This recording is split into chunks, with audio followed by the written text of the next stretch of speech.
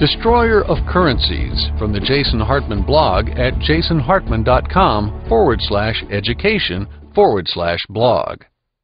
Here's a question for you. Fill in the blank. My government is blank. A, criminally stupid. B, criminally criminal. C, criminally insane. D, desperate. Or E, all of the above and then some. At Platinum Properties Investor Network, we would like to make a case for answer D, desperate. For quite some time now, it appears that our politicians and others who contribute to economic policy have had their brains replaced with sawdust. You've heard of inflation, right? It's that nasty little superbug that trivializes the dollar and devalues almost every asset worth having. Well, in case no one pointed it out to you before, inflation is the direct product of our current monetary system. Yep, we're choosing to kill the dollar. Now, perhaps you've noticed that federal government tends to promise everything to everyone and never reduces the amount of money going toward a program or a bailout.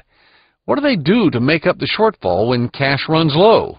It's very easy. Print more money. That way, there will be enough to fund everything. Do we even need to point out how monstrously short-sighted that way of thinking is? Every extra printed dollar that flows into the economy devalues the rest in circulation. When you have the same basic amount of goods and services available for purchase, but suddenly there are more dollars to buy them with, you get what we have now, increasingly worthless dollars and a poorer standard of living. Unless, of course, there was some way to profit from inflation. Well, as a matter of fact, there is. We know it sounds counterintuitive to say you can get rich borrowing money during inflationary times, but if you'll stick with us for a few minutes, we'll show you how it makes perfect sense. Let's start with the simple economic truth. The value of a dollar declines over time. In fact, it declines a whole lot.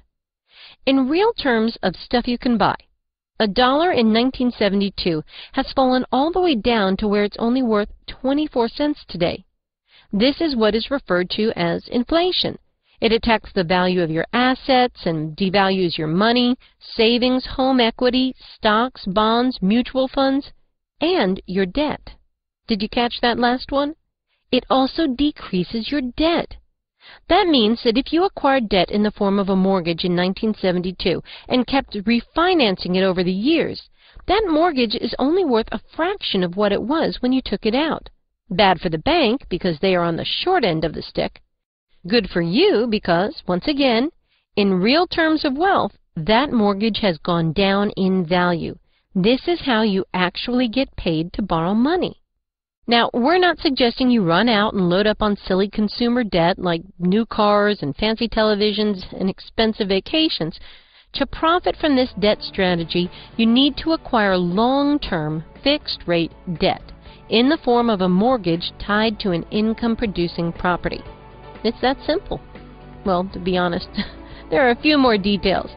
Call us at 714-820-4200. That's 714-820-4200, and we'll tell you how to get started. Welcome to the Platinum Properties Investor Network, the source for innovative, forward-thinking investment property strategies and advice. Founder Jason Hartman spent 2 decades developing the complete solution for real estate investors. Jason appears regularly on television and radio, at speaking engagements, seminars, and with his ultra-hot Creating Wealth podcast.